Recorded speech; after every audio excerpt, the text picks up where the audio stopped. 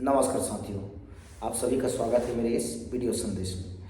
साथियों, चलिए आज एक बड़ी ही रोचक और एक पेचीदा विषय पे बात करेंगे हम, जो कि काफ़ी कंट्रोवर्शियल रहा, काफ़ी विवादों से अपवादों से घिरा रहा और जो सत्य को आज भी छुपाया जा रहा है। जहाँ पे आपने देखा द साबरमती रिपोर्ट करके भी एक मूवी आई, काफ़ी प्रोपेगेंडा मूवी थी। सरकार ने टैक्स फ्री करा, या हम देखते हैं कि जो अपराध, जो राजनीतिक अपराध जो हुए थे तत्कालीन जो सरकार के, जो उस टाइम के मुख्यमंत्री के, जो गुजरात में, और आज के वो जो प्रधानमंत्री के कुर्सी पर बैठे हैं, तो हम देखते हैं कि किस तरीके से पूरे उस टाइम में एक गोधरा कांड होता है, 2002 के दंगे होते हैं, हिंदू मुस्लिम करके लड़वाया जाता है, जिसमें नौकरशाह प्रशासन से लेकर राजनीतिक उस समय के जो मुख्यमंत्री से लेकर पूरा एक विचारधारा से जुड़े लोग अल्पसंख्यकों को, मुस्लिमों को किस तरीके से प्रताड़ित करते हैं, पीड़ित करते हैं। एवं आज भी जब उस दंगे के समय जो एक बलात्कार के आरोपी हैं, जो एक मुस्लिम महिला का बलात्कार करते हैं, उनको, जो उन उच्च तबके के वर्ग, ब्राह्मणी वर्ग को जब वो जेल से छूट कर आते हैं, उनको एक आज के जो सेंट्रल गवर्नमेंट के द्वारा उसको छुड़वाया जाता है, एवं जब वो जेल से छूट के आते हैं तो उनको किस तरीके से आज की जो सेंट्रल जो राजनीतिक पार्टी है वो कैसे उनका स्वागत करती है, जो अभी केंद्र में जिनकी सरकार है। साथियों, तो एक बुक है, ये बुक आपको मिलेगी नहीं, काफ़ी मुश्किल से मिलेगी ये बुक। गुजरात फाइल्स का है, लेपापोर्ती का पर्दाफाश।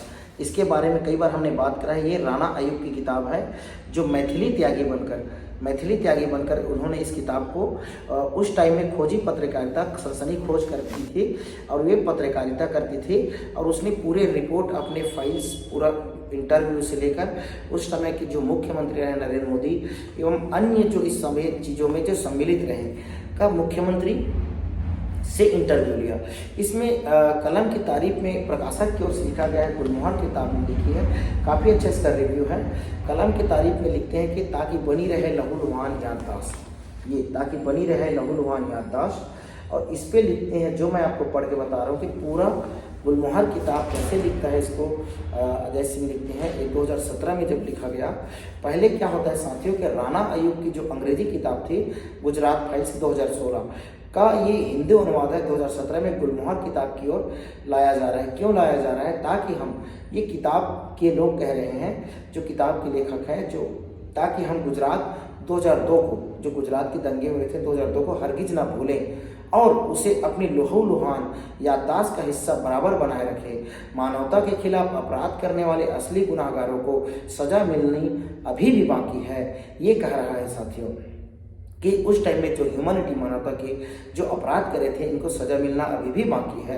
हिंदी में इस किताब को लाने का एक मकसद यह भी है कि जिन लोगों व संगठनों ने गुजरात 2002 को अंजाम दिया, जो दंगे हुए, जिसमें नरेंद्र मोदी, अमित शाह, पुलिस व नागरिक प्रशासन के आला अफसर, राष्ट्रीय स्वयंसेवक संघ, भारतीय जनता पार्टी, विश्व हिंदू परिषद, उनके प्रति अपनी तीखी नफरत में हम कोई कमी न आने दें। ये किताब के लेखक ये कह रहे हैं, चौकसी बनाए रखें। इन लोगों व संगठनों की कारगुजारियां हम ज़्यादा से ज़्यादा लोगों को बताएं और इन्हें अदालत के कटघरे में घसीट लाने की अपनी जद्दोजहद बराबर जारी रखें। ये लिखते हैं किताब में।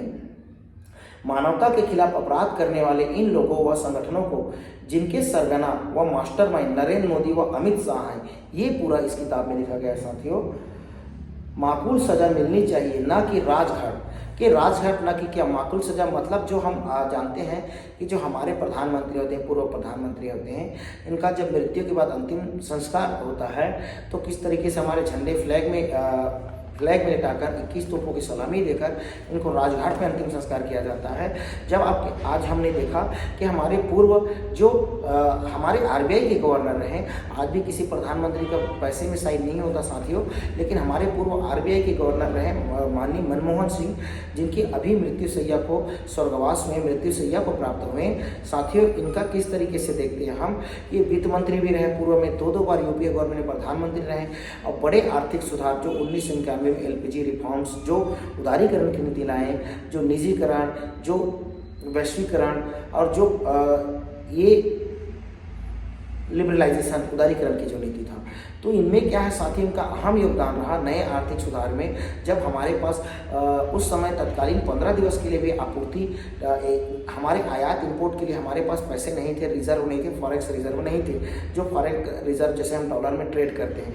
तो उस टाइम हमें आर्थिक मंदी से उबार कर आज हमारा इस युग में, नए युग में एक आधुनिक युग लाकर हमको दिया। उसको, उसकी अंतिम संस्कार, अंतिम यात्रा को राजघाट नहीं दिया गया, और वो निगम बोध घाट दिल्ली में किस तरीके से उनका अंतिम संस्कार होता है आप सभी ने मीडिया में देखा। जबकि पूर्व राष्ट्रपति हम जितने भी शहीद हुए हैं, हमारे बड़े नेता लीडर रहे हैं, उनको राजघाट में मुक्ति करी जाती है। तो यही कह रहा है कि इनमें राजघाट को जगह ना मिले जाए, लेकिन आज निर्दोष और एक सही माना उसको जगह में नहीं मिला। गुजरात फाइल्स किताब इस बात की जोरदार पैरवी करती है, इसलिए फाइल की किताब पैरवी करती कर रहा है इस चीज़ की। इस बात को बार बार बताने की ज़रूरत है कि गुजरात में 2002 में मुसलमानों का जो भयानक कत्लेआम हुआ, वह हिंदुओं की स्वाभाविक प्रतिक्रिया नहीं थी, जो रिएक्शन नहीं था। जो मुस्लिमों का कत्लेआम हुआ, ये हिंदुओं की प्रतिक्रिया नहीं थी, बल्कि ये राजनीतिक प्रोपेगेंडा था, राजनीतिक अपने प्रशासन में ताकत जमाने के लिए, पूरे देश को अपने हावी में लेने के लिए। तो ये था साथियों, ये हिंदुओं की स्वाभाविक प्रतिक्रिया नहीं थी। यह खौफनाक हिंसा राज्य की भारतीय जनता पार्टी सरकार द्वारा प्रायोजित, निर्देशित, संचालित और सुनियोजित थी, ये किताब कह रही है साथियों।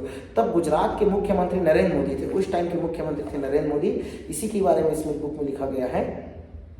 वह अब देश के प्रधानमंत्री हैं, आज प्रधानमंत्री हैं, तीसरा टर्म चल रहा है, अभी कोalition की गवर्नमेंट है, इसमें भी वही प्रधानमंत्री हैं। और हिंसा के बाद राज्य में भय का माहौल बनाने के लिए फर्जी मुठभेड़ों का सिलसिला छेड़ने वाले गुजरात के गृह मंत्री अमित शाह थे। तो उस टाइम के गृह मंत्री अमित शाह थे, जो अभी हमारे राष्ट्र के गृह मंत्री हैं सेंट्रल में। अब वह भारतीय जनता पार्टी के राष्ट्रीय अध्यक्ष, ये 2017 में जब राष्ट्रीय अध्यक्ष था उस टाइम में किताब लिखी गई थी, उसके बारे में बात कर रहा है। नरेंद्र मोदी व अमित शाह के आदेश निर्देश पर राज्य के कई वरिष्ठ आईएएस आईपीएस अफसरों ने, जो प्रशासनिक अफसर थे, ने जो उन दिनों इन दोनों के खासम खास हुआ करते थे और महत्वपूर्ण पदों पर तैनात थे, तो इनकी विचारधारा, इनके जो में थे लोग, ये बड़े प्रशासनिक पद में तैनात थे, संविधान और कानून के खिलाफ जाकर इस हिंसा को हर तरीके से बढ़ावा दिया। कुछ तो इस हिंसा में व्यक्तिगत रूप से भी शरीक रहे, मतलब जो प्रशासनिक अधिकारी भी इसमें व्यक्तिगत रूप से शरीक रहा। जैसे हमने देखा कि 1934-35 में जब हिटलर स्टार्म क्या बोलता है कि स्टार्म ट्रूपर्स बनाता है, जब वो अपना आर्य श्रेष्ठता की बात करता है, जो जर्मन श्रेष्ठता की बात करता है, और किस तरीके से यहूदियों को होलोकॉस्ट करके नरसंहार, लाखों लोगों को गैस चैम्बर में मरवा दिया, घरों को लूटा गया, बेदखल करा गया, कैसे किस तरीके से माइग्रेट होते हैं, प्रवास होते हैं, उस टाइम में भी देखते हैं। तो वो हिटलर ने ऐसा ब्रदर एंड सिस्टर, भाई और बहनों करके ऐसी आग भर दी और ऐसे एक विचारधारा को अपने प्रशासन नौकरशाह में ला दिया।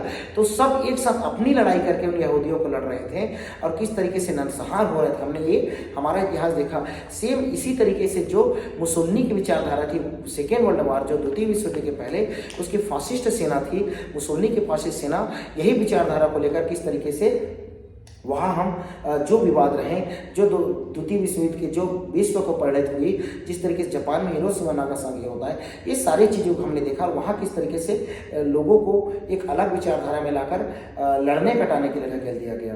तो इसी को बता रहा है साथियों, राष्ट्रीय स्वयंसेवक संघ, भारतीय जनता पार्टी और विश्व हिंदू परिषद को 72 घंटों के लिए पूरी छूट दे दी गई थी। मतलब ये एक संगठन जो आरएसएस और बीजेपी और जो विश्व हिंदू परिषद को 72 घंटों के लिए छूट दे दी गई थी। ये किताब कह रहा है वे मुसलमानों के खिलाफ जितनी और जिस तरह से हिंसा करना चाहे कर लें। गुजरात फाइल्स में ये ब्यौरे विस्तार से दर्ज हैं। इन अफसरों को स्वीकारोक्तियों के रूप में ये स्वीकारोक्तियाँ राणा आयोग ने छुपे हुए कैमरे, जो राणा आयोग इसके जो लेखक हैं, जो उस टाइम के जो सनसनीखेज पत्रकारिता करती थी, ये वरिष्ठ पत्रकारिता करती थी। राणा आयोग तहलका पत्रिका में वरिष्ठ संपादक थी। ये तहलका में जो लिख रही हैं संपादक रह चुकी है और इस समय स्वतंत्र पत्रकारिता करने के साथ साथ वाशिंगटन पोस्ट से भी जुड़ी हुई थी। और ये गुजरात में गोधरा की घटना और फिर मुसलमानों के कत्लेआम के बाद लगभग एक दशक के दौरान उनकी कई खोजी व राजनीतिक रिपोर्ट सामने आई। इन्हीं में वह रहस्य उद्घाटन भी शामिल था, जिसके चलते देश को मौजूदा गृह मंत्री और गुजरात सरकार के तत्कालीन राज्य मंत्री अमित शाह को 2002 में गिरफ्तार किया गया था। ये आज के जो गृह मंत्री को भी गिरफ्तार किया गया था। और राणा को पत्रकारिता में उत्कृष्टता के लिए 2011 में सांस्कृतिक पुरस्कार से भी सम्मानित किया गया था। ये इसमें बता रहा है साथियों। तो क्या होता है, इसमें होता है साथियों कि जो गुजरात फाइल्स में ब्यौरे विस्तार से दर्ज हैं इन अफसरों के स्वीकारोक्तियों के रूप में, जो ये फाइल जो हिंसा कर रहे थे, जिनका ये छूट दी गई थी, तो ये स्वीकारोक्तियां राणा यूब ने छुपे हुए कैमरे से, जासूसी कैमरे से रिकॉर्ड किया और छुपे हुए माइक्रोफोन जो जासूसी टेप रिकॉर्डर से दर्ज की सारी स्वीकारोक्तियां जो उनको जो एडविजिबल हुआ, लोगों ने माना कि उनसे जो हुआ था।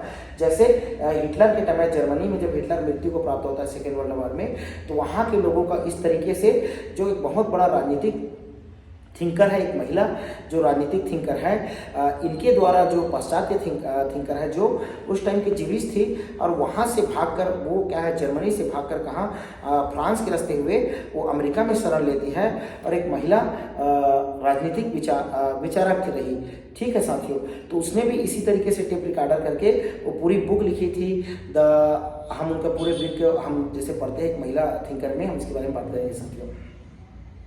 जासूसी टेप रिकॉर्डर से दर्ज की सारी स्वीकारोक्तियां नाम लेकर नरेंद्र मोदी और अमित शाह को इस अपराध के लिए जिम्मेदार ठहराती है। ये है स्वीकारोक्तियां में।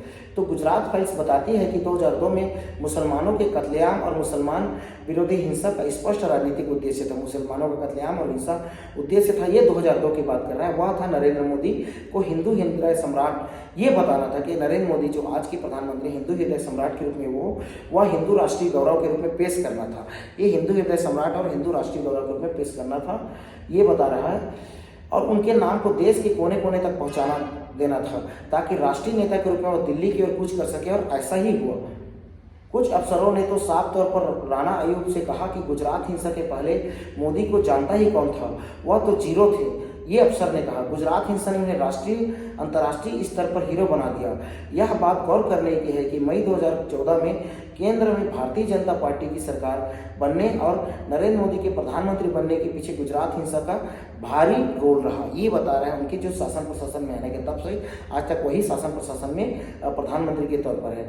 हमारे देश में अब जो वक्त चल रहा है वह नरेंद्र मोदी मय समय है, ये बता रहे हैं, बुक में लिख रहे हैं अजय सिंह गुलमोहर किताब की। अमित शाह मय है, हिंदू राष्ट्र मय समय है। हम सभी खासकर मुसलमान, औरत, दलित, ईसाई, आदिवासी भयानक खौफ व असुरक्षा के माहौल में जी रहे हैं। ये दलित, आदिवासी, ईसाई, दलित, मुस्लिम, औरत, ये सारे खौफ में जी रहे हैं, बता रहे हैं। और लिंच मेंटालिटी जो भीड़ द्वारा चलते किसी को भी पीट पीट कर मार डालने की मानसिकता, जो मॉब हत्या, जो मॉब लिंचिंग होती है, इसकी हत्या हमने राजस्थान में भी देखा।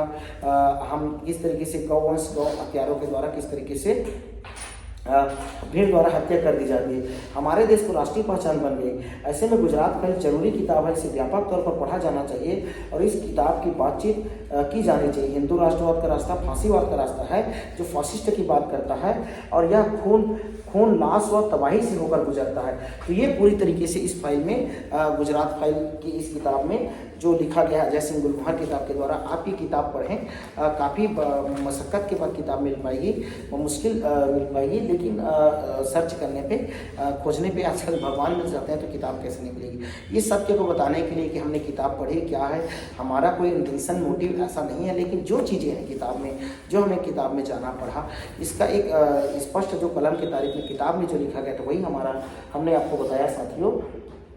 तो हम देखते हैं कि किस तरीके से कि एक फासिस्ट विचारधारा आज भी हमारे राष्ट्र में बढ़ रहा है। मंदिर मस्जिद हिंदू मुस्लिम के द्वारा एक प्रोपेगेंडा चलाकर आज भी राजनीतिक लोगों के भाईचारा का एक बंधुत्व, एक सेक्युलर स्टेट, धर्मनिरपेक्ष राज्य की हमारी छवि है, इसको तोड़ने का काम हो रहा है। तो हम आपसे यही निवेदन करते हैं कि अपने विवेक से, तर्क विद्या से, ज्ञान से और एक भाईचारा बनाकर, बंधुत्व बनाकर, एक शांतिमय और प्रेम, क्षमा, दया, करुणा रे बंधुत्व का भाव लेकर आप आगे आइए, भाईचारों को बनाए रखिए।